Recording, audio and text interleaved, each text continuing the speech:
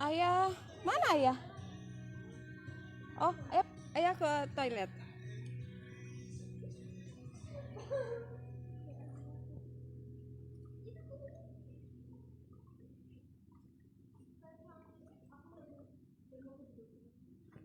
Oke, semangat pagi. Senang sekali berjumpa kembali dengan saya dengan grup ini. Assalamualaikum warahmatullahi wabarakatuh. Semangat pagi. Salam sejahtera bagi Anda semua, Bapak Ibu yang ada di grup Pak Sindu ini, luar biasa sekali.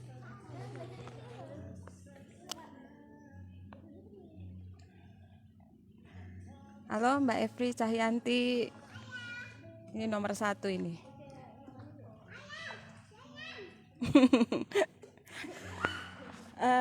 Sambil menunggu anak-anak dan Pak Sindu pada renang, saya tidak bisa, karena saya tidak bisa renang dan tidak suka renang, maka saya lebih baik mengisi grup ini dengan membaca buku. Ya, daripada nungguin sambil bengong, mending kita baca buku bersama-sama. Suaranya jelas ya? Karena ini di luar, jadi takutnya nggak kedengar.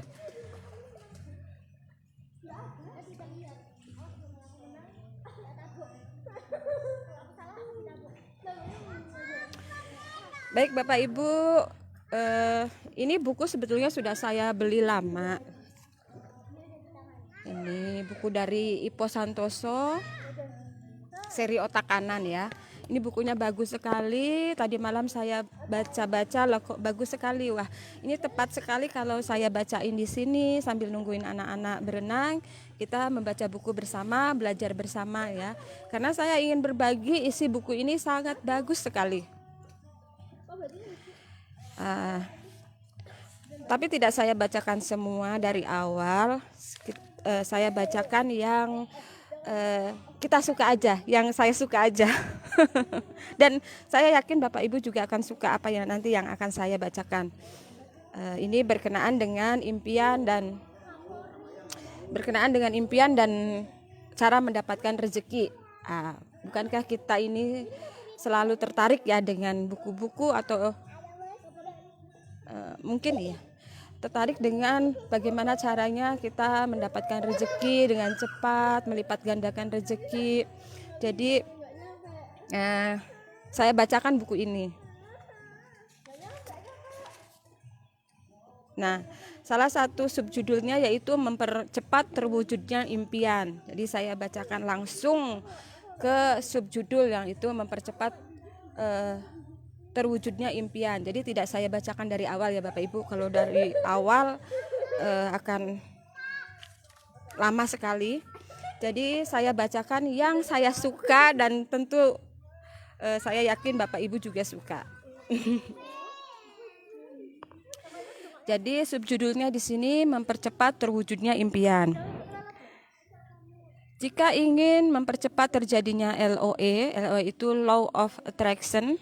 Ini sama seperti hukum tarik menarik ya, The Secret. Jadi Bapak Ibu, semua motivator, baik itu Pak Ipo, Pak Tung, itu dalam membuat impian itu semuanya sama, yaitu berdasarkan hukum tarik menarik.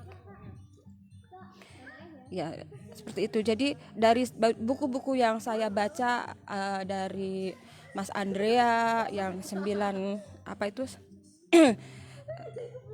level rezeki, terus Mas Ipo, terus Pak Tung, terus kemudian The Secret, itu metode dalam pencapaian impiannya itu sama. Dan hukumnya yaitu hukum tarik menarik, Law of Attraction. Nah, saya bacakan aja ya Ibu Bapak. Saya yakin nanti kalau Bapak Ibu yang mengikuti saya menyimak mengikuti grup ini dan yang saya bacakan buku Rezeki Level 9, kemudian yang dibacakan buku sama Pak Sindu, Pak Tung, kemudian kemarin The Secret, itu banyak kemiripan. isinya itu banyak kemiripan. Bukan banyak kemiripan lagi, bahkan mirip sekali. Ya, saya bacakan ya. Mempercepat terwujudnya impian. Jika Anda ingin mempercepat terjadinya LOE itu Law of Attraction atau hukum tarik-menarik. Jika Anda ingin mempercepat terkabulnya doa, jika Anda ingin mempercepat terwujudnya impian, dan jika Anda ingin mempercepat berubahnya nasib, maka ini pokok-pokoknya. Nah, langsung ke intinya kan ya. Seperti yang dipaparkan panjang lebar di atas, sampaikan impian itu kepada orang-orang terdekat, terutama sepasang bidadari. Kemudian selaraskan. Sepasang bidadari di sini yaitu pasangan, istri atau suami, dan juga orang tua. Ya, di buku ini ada disebutkan sepasang bidadari. Bidadari di sini yaitu istri atau suami dan orang tua. Seperti yang dipaparkan panjang lebar di atas, sampaikan impian itu kepada orang-orang terdekat, terutama sepasang bidadari, kemudian selaraskan. Bagi pemula cukup miliki satu impian besar, jangan miliki dua impian besar dalam waktu bersamaan. Nah, sama kan kayak The Secret. Di The Secret juga disampaikan miliki satu impian atau mintalah satu impian, satu keinginan yang besar. Jangan banyak-banyak dulu, satu aja dulu. Tapi yang betul-betul kita inginkan, yang betul-betul kita harapkan terwujud, satu aja dulu. Nanti setelah satu ini terwujud baru ditambah yang lainnya. Seperti itu. Bagi pemula cukup miliki satu impian besar, jangan miliki dua impian besar dalam waktu bersamaan. Kemudian bayangkan impian itu, kemudian berpura-pura seolah-olah itu sedang terjadi. Teruslah berpura-pura sampai itu benar-benar terjadi. Seperti pepatah Cina yang berbunyi Nong Jia Seng Zen. Nah, saya nggak tahu penyebutannya ini benar atau tidak, cuman saya membaca sesuai dengan yang ditulis ya Bapak Ibu. Artinya main-main jadi sungguhan. Sama kan yang seperti yang di The Secret itu, buku The Secret. Di The Secret juga kan disampaikan seolah-olah kita sudah menerimanya. Kita visualisasikan impian kita, keinginan kita, bisa ditulis berupa tulisan atau berupa gambar. Kita tempel di tempat yang selalu kita lihat, kemudian kita terus bayangkan, kita visualisasikan. Jatuh. Jatuh. Ambruk ya. Maaf ya Bapak Ibu nih, ambruk. Ambruk ya? Ambruk ke depan, Bo? Ke depan. Ambruk ke situ? Itu. Oh, ya. Kamu baca aja. Nah. Kemudian kita diminta untuk seolah-olah kalau kita ini sudah menerimanya. Kita mengucapkan syukur, berbahagia seakan-akan kita sudah menerimanya ya. Bahkan di buku yang kemarin saya bacakan yang The Secret itu ada ibu ada orang tua yang kehilangan anjing kesayangannya, diceritakan seperti itu ya. Kemudian dia mencari anjing itu, hilangnya itu sudah berbulan-bulan. Biasanya kalau binatang piaraan hilangnya sudah berbulan-bulan itu sudah tidak akan mungkin kembali lagi. Tapi karena ibu ini percaya dengan The Secret, dia mempraktekkan dari buku The Secret. Dia terus berusaha menyebar brosur, memasang pamflet di tempat-tempat yang dekat dengan tempat si anjing itu hilang, binatang piaraannya itu hilang. Dan dia juga melakukan suatu tindakan yang dulu selalu dia lakukan. Jadi setelah anjing itu dibawa anaknya, ceritanya tempat tidurnya itu dia pindahkan ke garasi karena dia selalu merasa sedih jika melihat tempat tidurnya itu, anjing kesayangannya itu ya. Jadi untuk menghilangkan kesedihannya dia memindahkan tempat tidur anjing itu ke garasi yang dulunya di kamarnya dia. Nah, kemudian dengan mempraktekkan The Secret, dia pindahkan lagi tempat tidur anjingnya itu yang ada di garasi, dia masukkan lagi ke kamarnya dia seperti semula, dan dia melakukan tindakan-tindakan seakan-akan anjing itu sudah kembali ya. Dia tetap pergi ke dokter hewan untuk membeli makanan, seperti itu, seperti yang biasa lakukan sebelum-belumnya ketika anjing itu ada.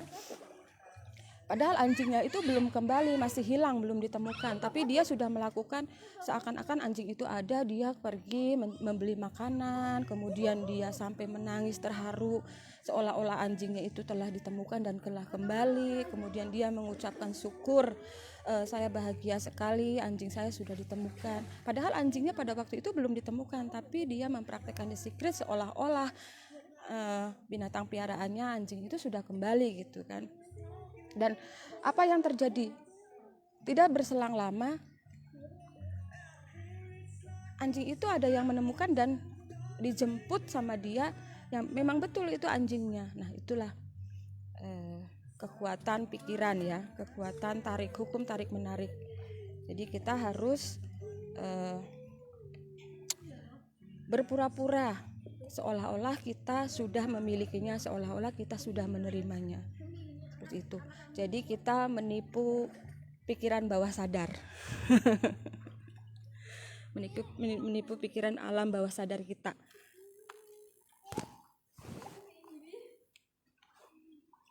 Itu Bapak Ibu, mohon maaf ini ambruk-ambruk terus. Ya. Ambruk-ambruk terus ya.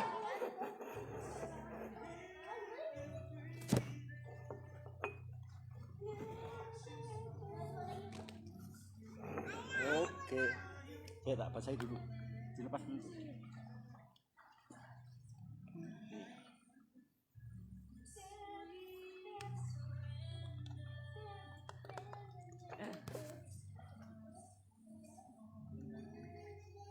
Lanjut.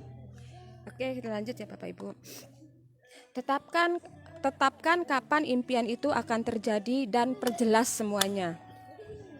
Lakukan ini berulang-ulang, lebih banyak lagi bagi pemula. Jadi kalau bagi pemula yang baru belajar membuat impian, itu harus lebih banyak lagi. Positifkan kata-kata, lalu batinkan kata-kata itu. Terapkan 7Y. Apa itu 7Y? 7Y itu yakin, yakin, yakin, yakin, yakin, yakin. Nah, itu 7Y. Jadi kita harus yakin bahwa impian kita ini akan terwujud. Seperti itu Bapak Ibu. Terkadang seperti yang saya ucapkan di video-videonya Pak Sindus, kadang kita ini kalau membuat impian itu seperti tidak percaya ya dengan impian kita sendiri gitu kan. Kita selalu berpikir, jangan-jangan kebesaran. Kayaknya tidak mungkin deh. Kita melihat kondisi diri kita sendiri ya kan. Kita hanya bekerjanya sebagai seorang karyawan misalnya, atau saya sebagai pedagang kecil-kecilan yang penghasilannya harian. Saya hanya sebagai karyawan toko atau apa gitu misalnya. Saya tidak punya modal, saya tidak punya keahlian. Saya masih pengangguran misalnya. Terus kemudian kita takut untuk membuat impian. Kita takut membuat impian yang besar. Kita melihat kondisi kita, kalau membuat impian yang besar itu kayaknya tidak mungkin. Buat impiannya yang kecil-kecil aja lah, kayaknya lebih mungkin kalau tercapai. Kan kadang kita berpikir seperti itu ya. Kayak saya dulu waktu saya membuat impian ingin mobil itu ya, pertamanya mobilnya pengennya CR-V all new itu. Kemudian melihat kondisinya, bonus NASA Pak Sindu pada waktu itu masih kecil, turun lagi tuh impiannya. Nilai impiannya diturunkan, kayaknya nggak mungkin. Ya udah deh, impiannya turun jadi Livina. Kok Livina kayaknya masih ketinggian ya, harganya masih tusjud gitu ya. Turun lagi jadi Avanza. Turun lagi jadi Avanza. Kok Avanza baru harganya masih di sekitar 200 jutaan ya, on the way-nya itu. Aduh, kayaknya tidak mungkin. bonus Pak Sindu dinasa masih segini, dikurangi ini itu kayaknya kok susah sekali kalau harus menyisihkan untuk beli mobil, kayaknya nggak mungkin. Jadi kayaknya terus akhirnya turun lagi. Kayaknya mobil second aja Katana itu oke deh. turun. Nah, itulah kita ya. Kalau buat impian itu, kalau yang besar kita terlalu melihat kondisi kita sendiri gitu ya. Jadi rasanya tidak mungkin.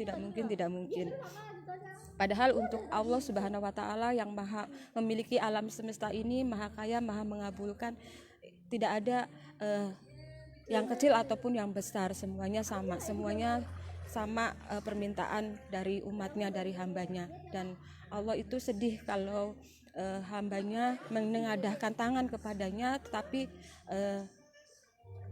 Allah tidak memberikan apa yang dia inginkan. Allah itu akan sedih sekali ya. Nah, kalau masalah impian kita ini tercapainya kapan gitu, lama atau cepatnya, itu tergantung dari pemikiran kita sendiri. Kalau kitanya tidak yakin, tentu akan lama sekali kita mendapatkannya. Tapi kalau kita yakin dan diimbangi dengan tindakan seperti yang diceritakan tadi ya, kita sampaikan kepada orang lain impian kita itu apa. Kemudian kita juga memantaskan diri kita, itu akan cepat sekali tercapai Bapak Ibu, seperti itu. 7Y, yakin. Boleh lebih dari 7 juga boleh. Kemudian setelah terapkan 7Y itu ada pantaskan diri. Dengan izinnya itu saja sudah cukup untuk mempercepat terwujudnya impian Anda. Tapi jika Anda bersikeras ingin semuanya terwujud dalam 99 hari atau kurang, maka berdayakanlah keajaiban-keajaiban yang lain. Baiklah. Kalau pada bagian sebelumnya saya sudah membahas tentang menyelaraskan impian, maka pada bagian berikutnya saya akan membahas tentang menetapkan kapan itu akan terjadi, memperjelas semuanya dan memantaskan diri. Nah, ini intinya, ini kan dagingnya ini kan. Ya, menetapkan kapan dan memperjelas semuanya. Sebelumnya simak dulu yang satu ini. Katakanlah Anda seorang kakak yang mempunyai seorang adik yang sedang kuliah. Kalau adik Anda tidak berani menyebutkan kapan kuliahnya bakal kelar, berarti dia tidak serius dengan kuliahnya, ya kan? Katakanlah Anda seorang wanita yang mempunyai seorang teman dekat pria, pacar itu ya. Kalau teman dekat pria Anda itu tidak berani menyebutkan kapan ia bakal melamar, berarti tidak serius untuk melamar Anda. Saran saya, ganti segera. Katakanlah Anda seorang direktur yang mempunyai seorang manajer. Kalau manajer itu tidak berani menyebutkan kapan proyeknya bakal kelar, berarti dia tidak serius dengan proyeknya. Saran saya, ganti segera. Kalau Anda tidak berani menyebutkan kapan Anda akan berangkat ke Tanah Suci, berarti Anda ... Silakan Anda isi sendiri. Kalau Anda tidak berani menyebutkan kapan Anda akan berhenti kerja dan memulai usaha, berarti Anda ... sebutkan sendiri ya. Kalau Anda tidak berani menyebutkan kapan Anda akan menulis buku, berarti Anda ... Nah, silakan Anda isi sendiri ya. Kalau Anda tidak berani menyebutkan kapan Anda akan berangkat ke Tanah Suci, berarti Anda ... Kalau tadi kan kalau ada seorang wanita mempunyai seorang pacarnya itu tidak berani menyebutkan kapan dia akan melamar, berarti pacar itu kan tidak serius ya. Nah, kemudian kalau ada seorang Anda seorang direktur, punya seorang manajernya itu tidak berani menyebutkan kapan proyeknya akan selesai, berarti direktur itu kan tidak serius. Kalau Anda seorang kakak punya adik yang masih kuliah, masukin dong. Gini. Sebentar ya Bapak Ibu. Sisi dulu, sisi. Sisi lagi. Oke, sudah. Nanti hilang sendiri, nggak apa-apa. Mesti main di pinggir aja ya. Kalau Anda seorang kakak yang mempunyai seorang adik yang sedang kuliah, adiknya itu tidak berani mengucapkan kapan dia akan selesai kuliah, berarti kan dia tidak serius. Nah, kalau Anda tidak berani menyebutkan kapan Anda berangkat ke tanah suci, berarti Anda ya. Di atas segalanya, jika Anda memiliki impian, jika Anda serius ingin mewujudkannya, maka salah satu syaratnya adalah Anda harus menetapkan kapan itu akan terjadi. Sudahlah, jangan banyak cincong, tetapkan saja. Tidak peduli apakah Anda sudah mampu atau belum mampu pada waktu itu. Lawong, menetapkan kapan itu kan tidak bayar, kan gratis ya. Menetapkan kapan kita akan mewujudkan impian itu kan gratis.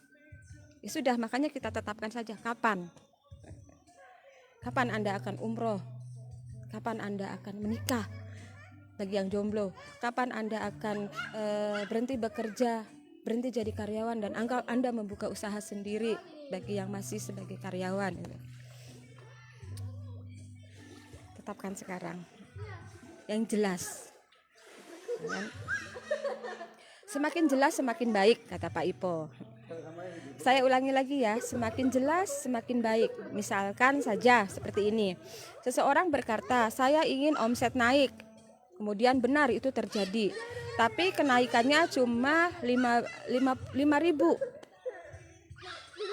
Saya ingin omset naik. Dan itu terjadi. Tapi kenaikannya cuma 5.000. Kekecilan ya. Nah, kemudian diperbaiki lagi. Kemudian dia berkata lagi, saya ingin omset naik menjadi 50 juta. Dan itu terjadi.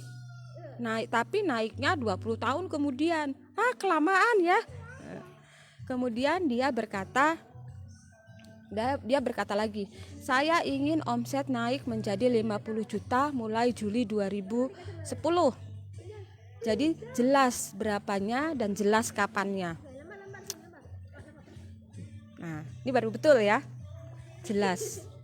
Saya ingin omset naik menjadi 50 juta mulai bulan Juli 2010. Jadi jelas berapanya dan jelas kapan disapainya. Sekarang ada contoh lagi. Cobalah Anda ke travel agent dan bilanglah seperti ini. Pesan tiket ya Mbak. Apa yang akan Anda dapatkan? Apa yang Anda akan dapatkan? Tidak ada. Nah, lain lagi ceritanya jika Anda memesan tiket dengan sangat jelas. Untuk kapan, tanggal berapa, jam berapa, ke kota mana, pesawatnya apa, kelas apa, cara bayarnya seperti apa. Nah, begitulah, semakin jelas semakin baik. Seperti itu ya. Ini pula yang saya lakukan ketika saya memiliki impian untuk, ini impiannya Pak Ipo ya, untuk kuliah ke luar negeri. Padahal waktu itu keluarga saya hidup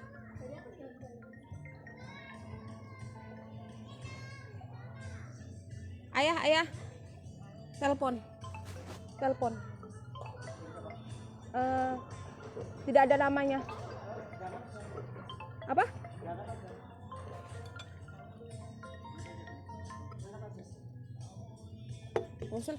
Nggak ada nama. Saya lanjutkan ya Bapak Ibu. Ini pula yang saya lakukan ketika saya memiliki impian untuk kuliah ke luar negeri. Padahal waktu itu keluarga saya dari keluarga yang berkekurangan. Saya ingin membeli rumah, saya ingin memiliki bisnis TK, saya ingin memiliki bisnis properti. Saya ingin bertemu dan bekerja sama dengan tokoh-tokoh nasional yang masing-masing adalah nomor 1 di bidangnya. Pada waktu itu saya hanyalah seorang pemula yang tinggal di Batam. Menjadi penulis buku, pengisi seminar, pembicara di seminar, keliling Indonesia di usia 20-an, mengarang lagu, membuat klip, merilis album, padahal saya sama sekali tidak mengerti do re mi, instrumen musik dan industri rekaman. Melamar dan menikah. Dengan kata lain, saya tetapkan kapan itu akan terjadi dan Tidak kalah pentingnya saya perjelas semuanya. Kemudian subjudul yang lain yaitu memantaskan diri. Saya ingin menyampaikan satu kisah nyata tentang Di. Jadi seseorang yang bernama Di. Ketika dipertemukan dengan beberapa pilihan, Di sempat bingung urusan jodoh nih. Siapapun pasti menginginkan jodoh yang lebih baik, termasuk Di. Terus apa yang dia lakukan? Pertama-tama ia lapor dulu, dia memohon dulu kepada Yang Maha Menilai. Kedua, karena menginginkan jodoh yang lebih baik, maka ia pun mulai memperbaiki diri. Inilah yang disebut dengan memantaskan diri. Bukan sekedar memantaskan diri, tapi memantaskan diri di hadapan Tuhan Yang Maha Esa, Tuhan Yang Maha Menilai. Maka di ibadah A-nya ia tingkatkan, ibadah B-nya dia lipat gandakan, ibadah C-nya ia rutinkan, yang sebelumnya jarang-jarang. Kemudian ibadah D-nya ia rutinkan, yang sebelumnya hampir tidak pernah. Jadi mungkin ibadah A itu sholat 5 waktu gitu ya. Kemudian ibadah B itu mungkin sedekah, dilipat gandakan sedekahnya. Kemudian ibadah C ia rutinkan, mungkin sholat duha, sholat tahajud mungkin ya, yang dulunya jarang-jarang dilakukan. Kemudian ibadah D-nya ia rutinkan, mungkin puasa sunnah atau macam-macamnya yang dulu hampir tidak pernah dilakukan untuk memantaskan diri, untuk mendapat penilaian baik dari Tuhan yang Maha Kuasa gitu ya. Alhamdulillah, puji syukur, hanya dalam waktu beberapa bulan setelah meningkatkan ibadah, Di bertemu dan saling tertarik dengan seseorang gadis yang sudah bertahun-tahun melakukan dan meningkatkan ibadahnya, ibadah A-nya, ibadah B-nya, ibadah C-nya, dan ibadah D-nya. Jadi dia dipertemukan dengan jodoh yang terbaik pula ya, yang ibadahnya rajin. Karena si Di juga ibadah A-nya rajin, maka dipertemukan dengan seseorang yang ibadah A-nya rajin juga, ibadah B-nya rajin, dilipat gandakan juga, ibadah C-nya juga bagus, ibadah D-nya juga bagus, seperti itu ya.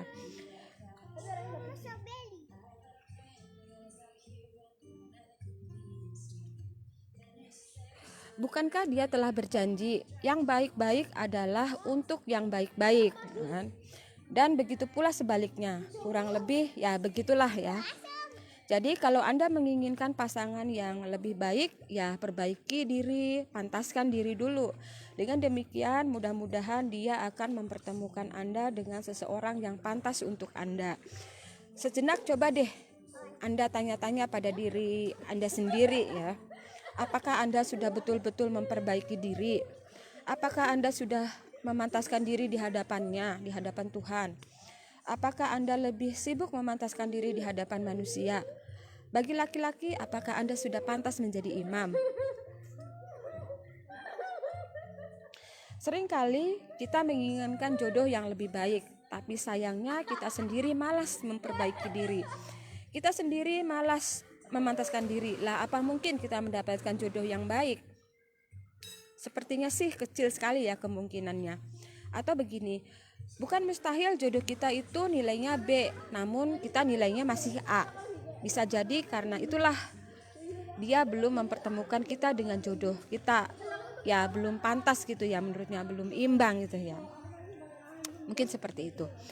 Sebenarnya ini bukan masalah semata-mata urusan jodoh, ini juga berlaku untuk urusan keturunan, pergaulan, mitra usaha, dan lain-lain. Mau keturunan yang baik-baik atau mau pergaulan yang baik-baik, mau mitra usaha yang baik-baik, ya perbaiki diri terlebih dahulu. Jadi kata kuncinya adalah perbaiki diri, pantaskan diri, luruskan niat hanya untuknya, dan perbaiki sangka kepada dan berbaik sangka kepadanya gitu ya, kepada Tuhan Yang Maha Esa. Kita kembali ke Di. Tidak ketinggalan Di juga menggabungkan adab doa dan hukum LOA, Law of Attraction, atau hukum tarik menarik. Jadi digabungkan antara doa dan hukum LOA ini agar impiannya bertemu jodoh yang terbaik itu terwujud dalam waktu yang jauh lebih cepat. Ia membayangkan berpura-pura seolah-olah itu sedang terjadi. dan terus berpura-pura sampai itu benar-benar terjadi. Nah, seperti The Secret ya. Dan terus berpura-pura sampai itu benar-benar terjadi. Ini dia konkretnya dengan membuat undangan akad nikah pada template SMS, membeli ranjang ukuran double, mempercantik taman di rumah, dan lain-lain. Padahal waktu itu ia belum tahu siapa gadis itu. Jadi dia belum punya daftar nih, belum punya calon nih, tapi dia sudah berkeinginan ingin segera mendapatkan jodoh yang baik ya di ini.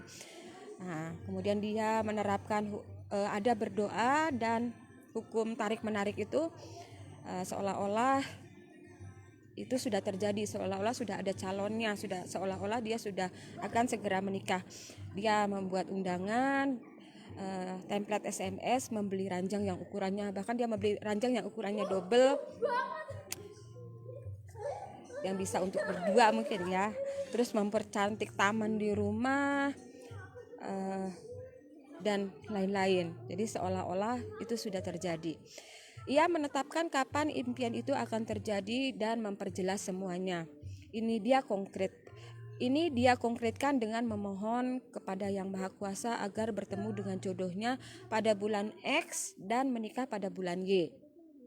Nah, jelas ya, bertemu dengan jodohnya di bulan X dan kemudian menikah di bulan Y.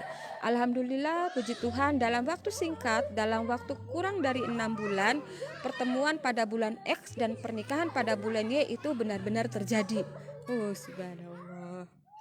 Orang-orang sering bilang jodoh itu di tangan Tuhan. Sambil bergurau saya balas, itu betul, dan jodoh itu akan tetap di tangan Tuhan selagi kita tidak berusaha mengambilnya. Apa yang diajarkan oleh guru-guru saya selain lebih membuka pintu rezeki, menikah itu akan menggembleng kita untuk lebih sabar, lebih bertanggung jawab, dan lebih mampu memimpin. Ya mudah-mudahan ya.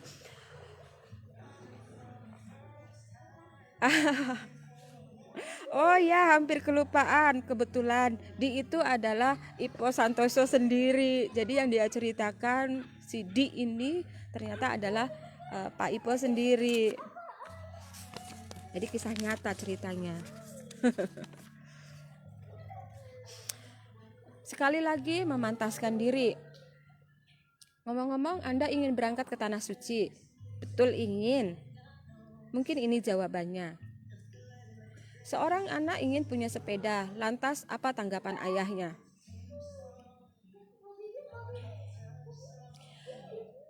Pantaskan ilmunya.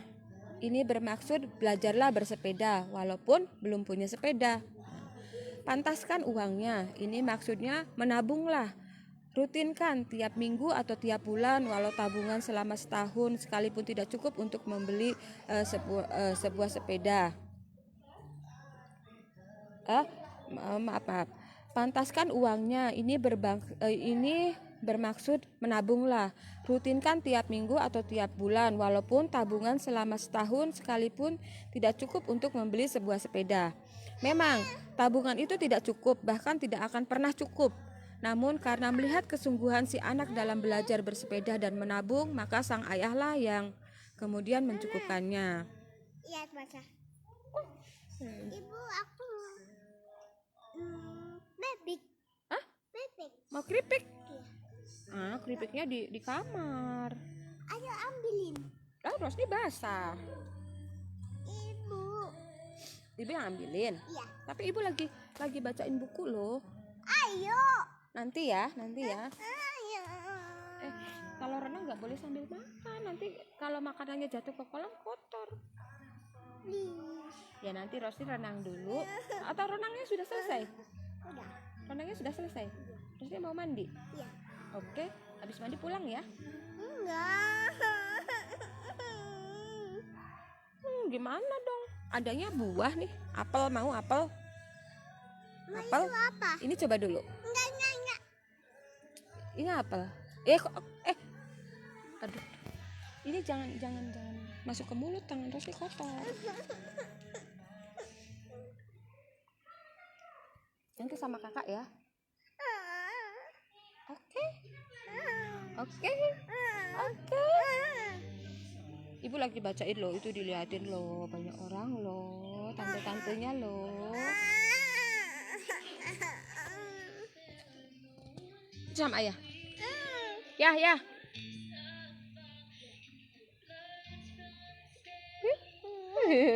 Tunggu dulu ya.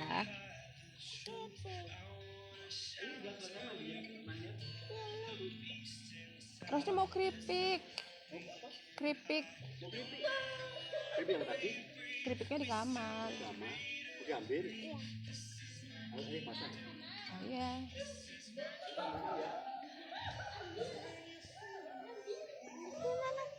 Diambilin sama ayah. Pakai handuk. Maaf ya Bapak Ibu, banyak gangguan.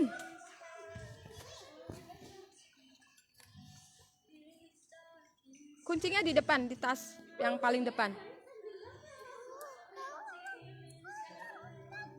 Itu ada 2 ya, yang 14.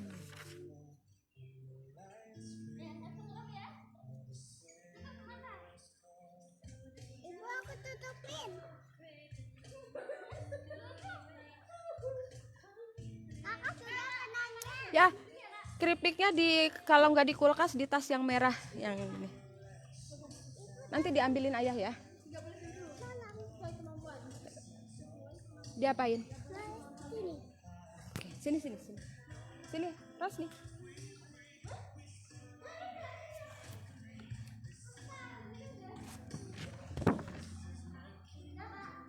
Nah, Ibu bacain dulu ya. Oke.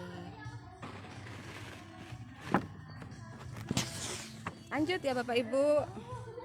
Ibu jangan hati-hati satunya. Ya, hati-hati ya. Buahnya. Pulang. Oke.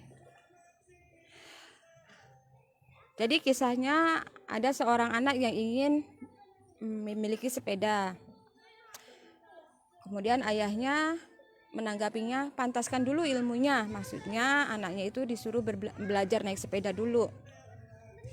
Belajarlah bersepeda dulu, walaupun belum punya sepeda. Kemudian pantaskan uangnya.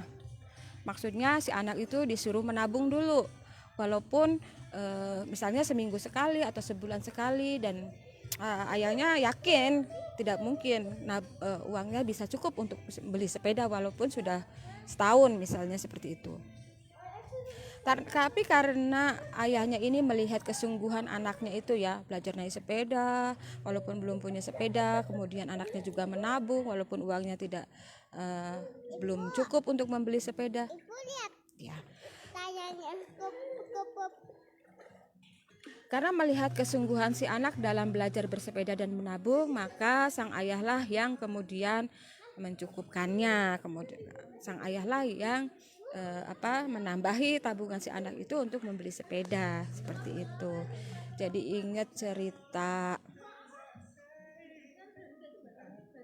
Pak Ustadz Yusuf Mansur ya, ketika beliau bercerita ada seorang guru yang sepeda motornya hilang gitu ya. Guru ini sangat baik sekali, rajin ibadah, dan dia sangat dicintai sama anak didiknya gitu ya, seperti itu.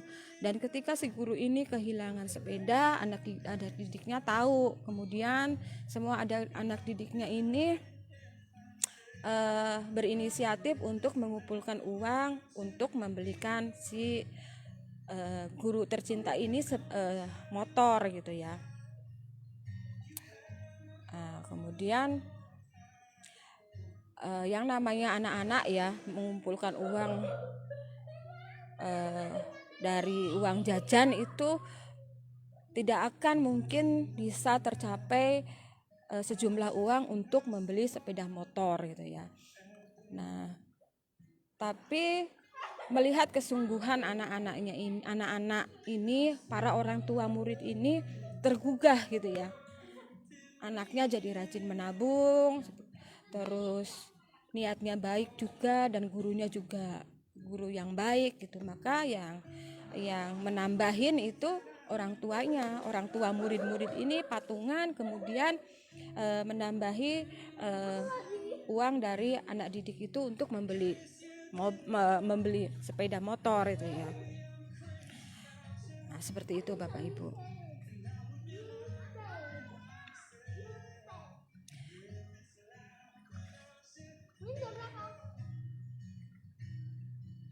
Jam 10 lebih. Jam 10 kurang 1 menit. Begitu pula bagi Anda yang ingin berangkat ke Tanah Suci. Pantaskan ilmunya. Pertama-tama baca buku-buku tentang umroh dan haji. Kedua, tanyai orang-orang yang pernah pergi ke sana. Ketiga, minta brosur dan keterangan di biro perjalanan dan instansi terkait. Keempat, ikuti manasik. Kemudian pantaskan uangnya. Pertama, buka rekening khusus umroh dan haji, walaupun cuma 500.000.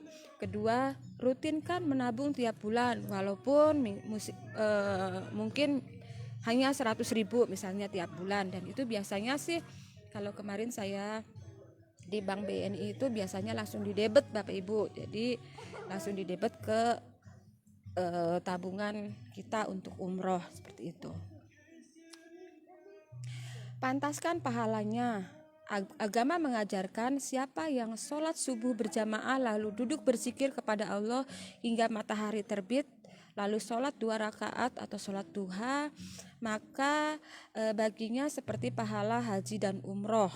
Nah, istilah saya, kalau Anda belum bisa umroh betulan, cobalah ini, umroh rumahan, gratis. Jadi lakukan Anda sholat subuh berjamaah, kemudian berzikir sampai terbit matahari. Nah, kemudian lakukan 2 rakaat sholat duha, itu sudah setara kita umroh gitu ya. Jadi ini umroh rumahan, gratis Bapak Ibu, tapi pahalanya setara seperti kita umroh ke Tanah Suci. Kerahkan sepasang bidadari dan perisai langit. Nah, sepasang bidadari itu ingat ya, orang tua dan istri. Gabungkan adab doa dan hukum LOE. Berdoa dan menerapkan hukum tarik-menarik, seperti yang disebutkan tadi itu ya. Seterusnya, biarlah yang Maha Kuasa yang mencukupkan. Ngomong-ngomong, siapa sih yang nyuruh umroh? Tuhan kan ya. Nah, dia pasti tanggung jawab, dia pasti mencukupkannya. Dengan izinnya, niscaya Anda akan menginjakan kaki di Tanah Suci dalam 99 hari atau kurang. Amin. Betapa banyak orang kaya, muda, sehat, dan kuat, tapi tidak kesampaian menginjakan kaki di Tanah Suci. Sebaliknya, betapa banyak orang miskin, tua, cacat, dan lemah, tapi malah kesampaian menginjakan kaki di Tanah Suci. Yang beginian entah berapa kali terjadi di sekitar kita. Di Masjidil Haram, saya pernah melihat orang yang mengelilingi Ka'bah dengan menggunakan tangannya, karena dia tidak memiliki kaki. Begitulah kuasa yang yang maha kuasa, tidak ada yang mustahil. Seperti itu Bapak Ibu.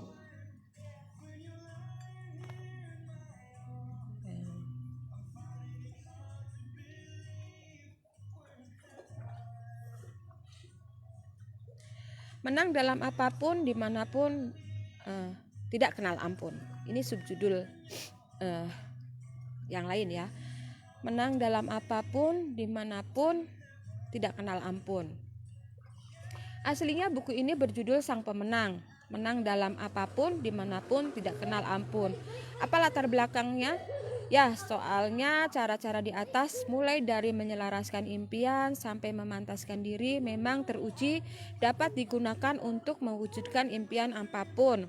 Umpamanya, sembuh dari sakit keras, keluar dari masalah, selamat dari musibah, diterima di kampus favorit, diterima di perusahaan favorit, mengembangkan usaha, meningkatkan omset, mendapatkan investor, memenangkan kejuaraan, keliling Indonesia, berlibur ke luar negeri, punya mobil, punya rumah ya. Tidak dapat dielakkan, sebagian pembaca mungkin berbeda pendapat dengan saya. Gurauan teman saya sebenarnya berbeda pendapat, itu wajar. Kalau ngajak ribut itu namanya kurang ajar. Kalau mukul saya ya pasti saya hajar, katanya seperti itu. Intinya tetaplah santun dalam memberi masukan dan berbeda pendapat. Saya pribadi dibesarkan di tengah keluarga yang multi etnis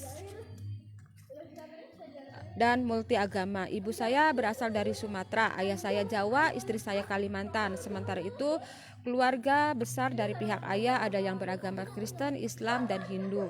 Namun kami semua tetap rukun. Kebetulan pula saya selama 9 tahun belajar di sekolah yang mayoritas siswanya adalah beretnis Chinese dan beragama Buddha. Nah, dari keberagaman inilah pelan-pelan saya belajar bertenggang rasa, menghormati nilai-nilai dan menghargai pendapat-pendapat. Saya pikir itu baik. Sekarang apa yang harus Anda lakukan? Masih ingat saran terbaik saya untuk Anda? Ya, betul. Jangan banyak tanya, jangan banyak pikir, lakukan saja segera. Dan Anda hanya boleh membaca keajaiban selanjutnya setelah Anda benar-benar melakukan yang berikut ini. Pertama-tama, gandeng dulu pasangan bidadari sebelum Anda sibuk dengan simpul perdagangan dan pelangi ikhtiar. Ceritakan sepasang bidadari ini kepada saudara-saudara Anda. Ajaklah saudara-saudara Anda menemui atau setidaknya menghubungi orang tua Anda. Terus minta maaf kepada mereka. Senangkan hati mereka dan minta mereka untuk menyebutkan impian Anda dalam doa mereka. Bagi Anda yang sudah tidak memiliki orang tua lagi atau orang tuanya telah meninggal, cobalah temui sahabat-sahabat orang tua Anda yang masih hidup. Terus senangkan hati mereka dan mintalah doa dari mereka. Gabungkan adab doa dan hukum LOE. Itu apa ya?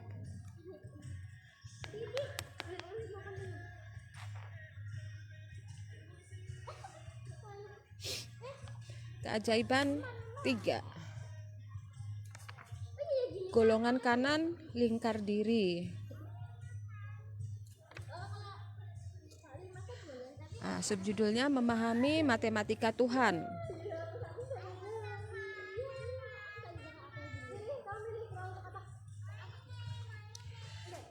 Memahami matematika Tuhan, langsung saja.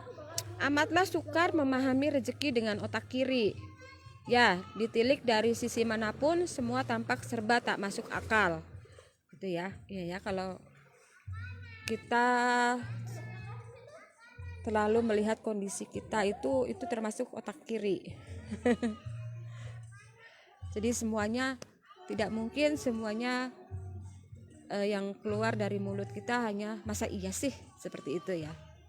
Itu otak kiri. Serba tidak masuk akal.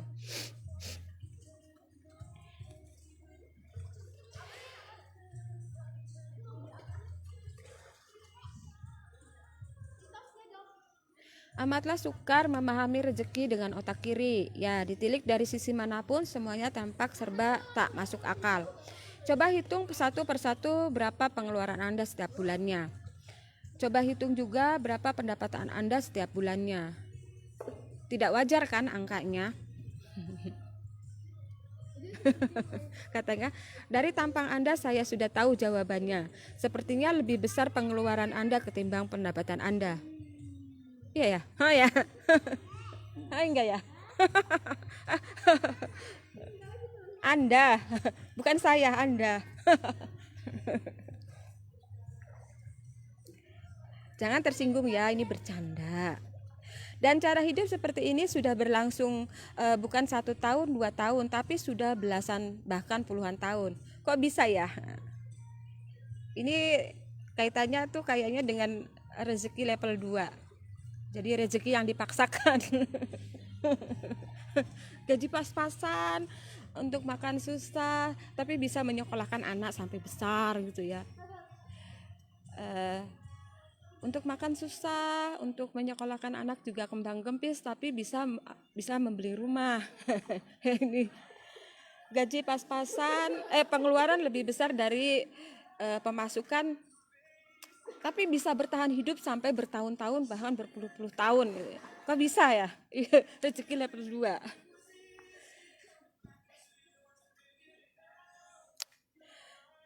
Begitulah rezeki. Rezeki itu memang tidak masuk akal, dan kalau Anda mau membuka mata lebih lebar-lebar lagi, Anda akan tersadar Tuhan itu memang maha mencukupkan. Ya. Bukankah Dia yang telah menghadirkan kita ke muka bumi ini? Pastilah Dia bertanggung jawab untuk mencukupi rezeki kita, asalkan kita mau berikhtiar, ya kan? Memang soal rezeki sampai kapanpun matematika manusia tidak bakal sanggup menyamai matematika Tuhan.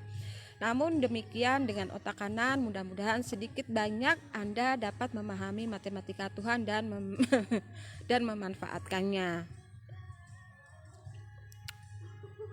Ya, ini rezeki yang level 1 sampai level 9 gitu ya kaitannya. Memahami ketidakpastian. Kita lanjutkan. Di satu sisi rezeki jodoh dan maut itu adalah suatu yang pasti. Maksudnya ya pasti terjadi ya.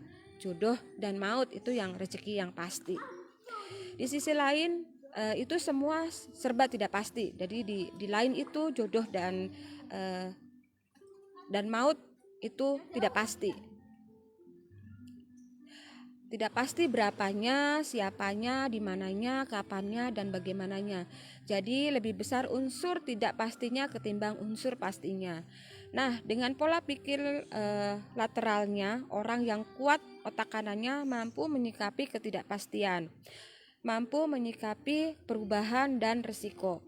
Maka jadilah mereka penemu dan pemimpin. Oh ya, masih ingat kejadian dengan George W. Bush yang dilempar sepatu oleh seorang wartawan? Sungguh saya pribadi turut menyayangkan kejadian ini. Bukan apa-apa, kan sepatu bisa rusak. Kan sepatunya bisa rusak katanya gitu. Maksud saya pemimpin itu memang harus mampu menyikapi ketidakpastian. Mulai dari lemparan sepatu sampai dengan lemparan dinamit. Terlepas dari itu, salah satu kelebihan bisnis jaringan, seluruh member dilatih oleh support system untuk menjadi pemimpin. Nah ini ya bisnis NASA ya. Kita kan bisnis NASA ini kan bisnis jaringan ya, network, multi level marketing. Jadi membernya itu dilatih oleh yang namanya support system. Ada Diamond Network support system, ada FKS support system, ada PBN support system ya. Nah, itu semua untuk menjadi pemimpin. Untuk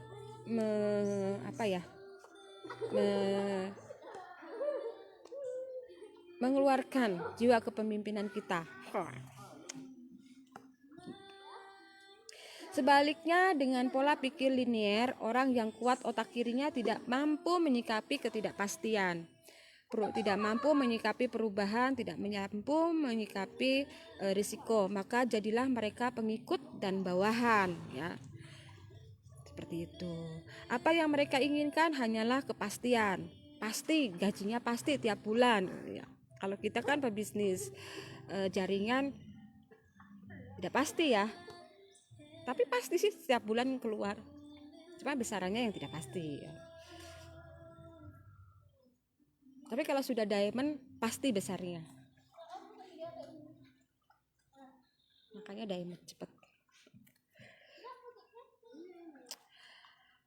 Apa yang mereka inginkan hanyalah kepastian. Ini otak kiri. Menurut mereka biarlah sedikit asal pasti. Biar sedikit asal pasti. Nah, itu kita. Kalau otak kanan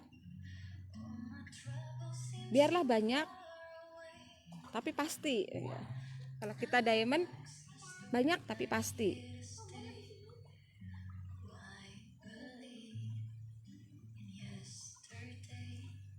Gitu.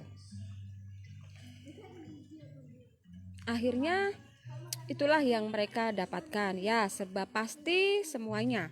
Pasti kecil gajinya, pasti terbatas pengaruhnya, pasti sedikit pengalamannya, pasti begitu-begitu saja hidupnya.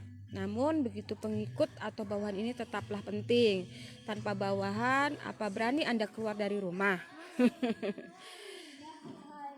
Tanpa ada karyawan, apa ya ada bos gitu ya. Karena ada karyawan kan ada bos. Karena ada bawahan, ada atasan gitu ya. Ya. Itu pilihan. Para pembaca sekalian, orang yang kuat otak kanannya inilah yang disebut dengan golongan kanan. Nah, untuk 10 menit ke depan saya akan menemani Anda dan membimbing Anda untuk menjadi golongan kanan. Ya, anggap saja sekarang saya duduk di samping Anda. Bersiap-siaplah. Nah, anggap aja Pak Ipo ini duduk di sebelah Anda ya. Jadi siap-siap. Dan anggap saja saya ini Pak Ipo. Memahami otak kanan.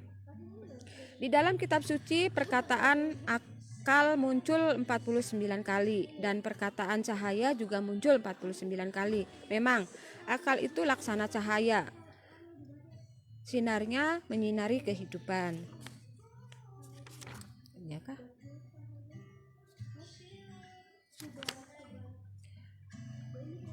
Bukan kebetulan buku yang Anda pegang ini adalah seri kelima tentang otak kanan.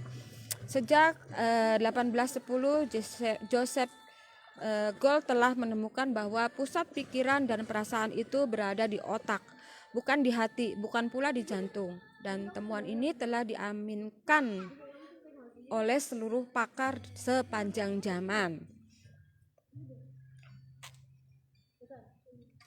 Sejak tahun 1930-an, pakar-pakar meyakini bahwa otak kiri adalah otak yang rasional, yang terkait dengan IQ, sementara otak kanan adalah otak emosional yang terkait dengan EQ. Tahukah Anda, otak kanan itu menentukan 80% kesuksesan, lantaran tak terpisahkannya otak kanan dengan SQ. Tahukah Anda, kekuatannya otak kanan membuat Anda lebih motivated, lebih supel, lebih cerdas emosi, dan lebih awet muda. Lebih awet muda. Otak kanan itu, menggunakan otak kanan itu lebih awet muda. Ini berdasarkan penelitian katanya, bukan kata-kata Pak Ipo, tapi berdasarkan penelitian. Otak kanan itu membuat Anda lebih supel, lebih cerdas emosinya, lebih awet muda, ya, lebih besar penghasilannya tentunya. Tahukah Anda, menurut Thomas Friedman, seorang penulis yang dianugerahi penghargaan Pulitzer, apabila Anda ingin mengasah otak kanan, maka lakukanlah sesuatu yang Anda cintai. Tahukah Anda, golongan kanan melakukan sesuatu karena panggilan jiwa, bukan panggilan kerja. Sepenuh hati, bukan sepenuh gaji.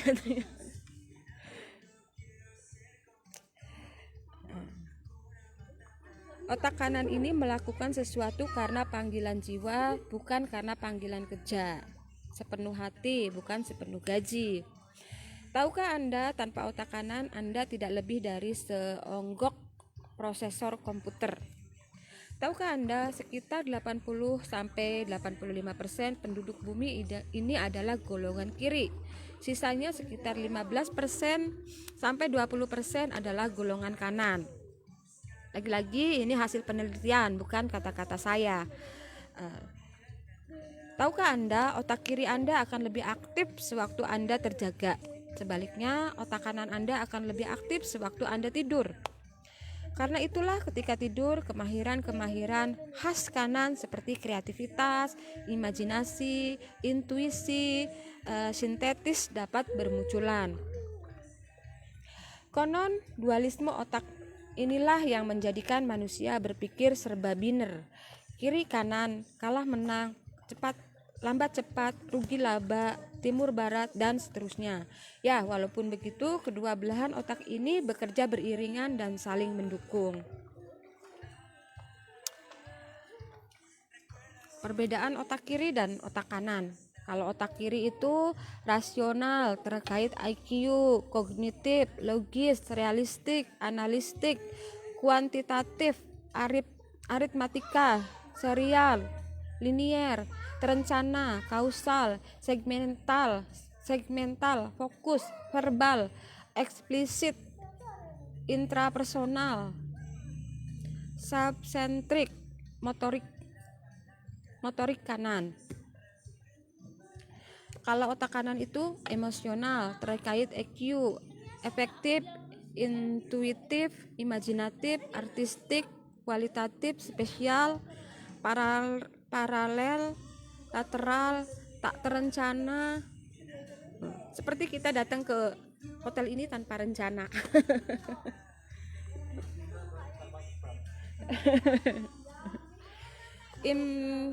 Impulsif, holistik, dispus, visual, implisit, interpersonal, other-centric, sama motorik kiri. Nah, seperti itu. Itu perbedaan antara otak kiri dan otak kanan.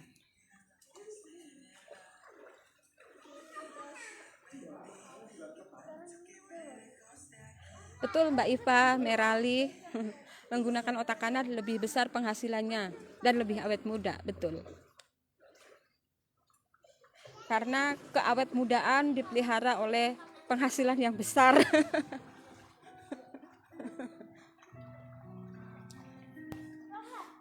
Seperti itu. Ketika pendidikan dipertanyakan, ini judul lagi ya. Tragisnya seperti yang Anda maklum, pendidikan konvensional mulai dari sekolah dasar hingga perguruan tinggi selalu dan terlalu banyak memanjakan otak kiri. Hanya 10% mata pelajaran yang mengasah otak kanan. Terlebih-lebih pendidikan pasca sarjana. Pokoknya makin tinggi makin kiri. Cuma pendidikan di taman kanak-kanak saja yang masih menaruh perhatian pada otak kanan. Istilah saya perguruan tinggi itu adalah perguruan kiri dan taman kanak-kanak itu adalah taman kanan-kanan. Digojlok pendidikan kiri selama 20 tahun, tak dapat dielakkan mayoritas orang menjadi golongan kiri. Cuma segelintir orang yang menjadi golongan kanan. Jadilah golongan kanan ini minoritas. Repotnya, pola pikir si minoritas ini jelas-jelas tidak sejalan dengan pola pikir si mayoritas. Si minoritas kan cenderung kreatif, imajinatif, intuitif, impulsif atau spontan dan acak gitu ya. Ujung-ujungnya si minoritas sering dicap sinting oleh si mayoritas. Di mana-mana orang sukses itu memang minoritas dan sering dicap sinting. Betul ya? Kayak Pak Bob Sadino ya. Dengan goblok ya. Randu utek.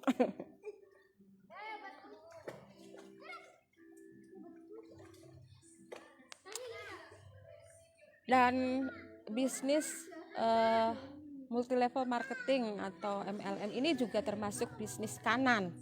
Karena semua orang berpendapat bahwa usaha ini tidak real. Padahal penghasilannya real loh.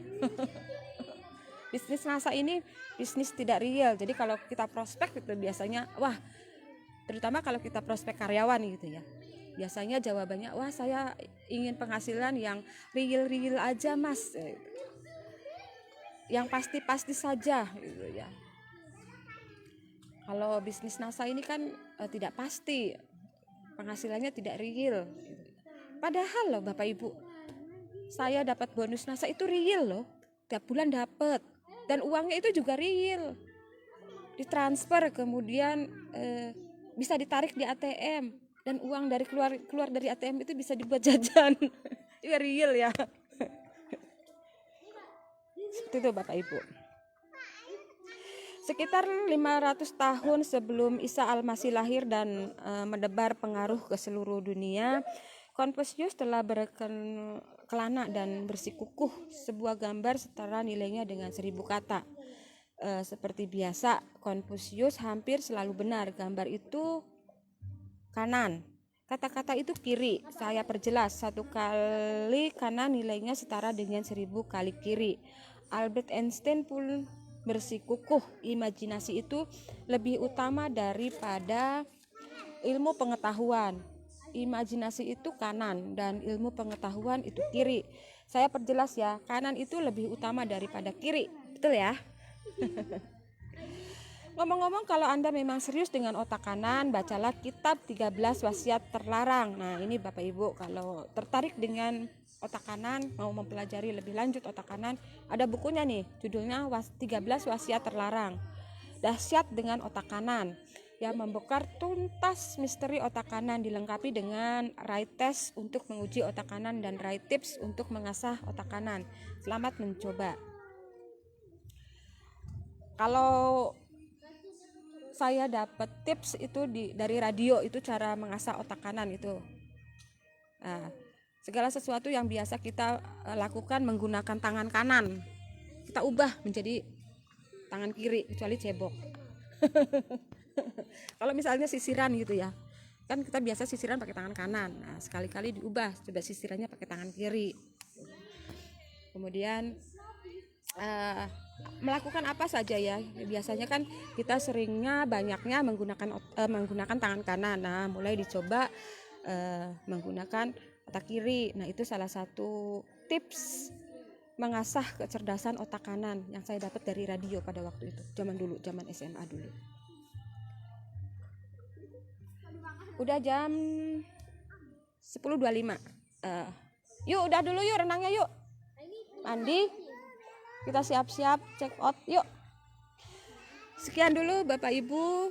Anak-anak ini udah mau selesai renangnya, maka saya pun menyudahi membaca buku ini.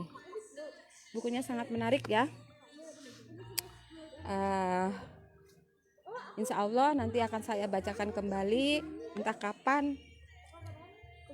Nanti pasti saya bacakan kembali karena buku ini sangat bagus sekali dan sedikit menyerempet usaha bisnis NASA kita ya. Oke. Sekian dulu dari saya. Terima kasih sudah menonton, terima kasih sudah berkomentar luar biasa.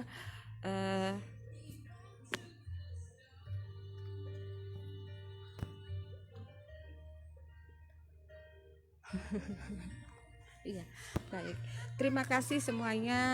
Semangat pagi, selamat siang, selamat beraktivitas. Silakan lanjutkan kembali aktivitas Bapak Ibu. Saya juga cukupkan sekian dulu baca bukunya. Oke, semangat pagi. Wassalamualaikum warahmatullahi wabarakatuh. Dadah. Saya mau check out dulu, mau siap-siap dulu. Selesai.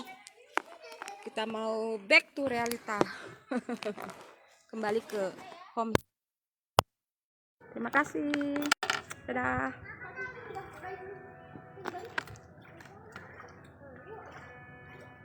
Buahnya dimaam dulu, buahnya banyak loh.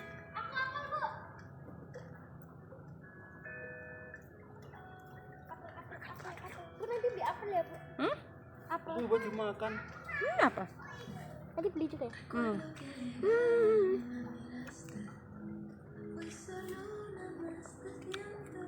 Sama-sama Mbak Zi marah-marah. Terima kasih. Ayo dimakan.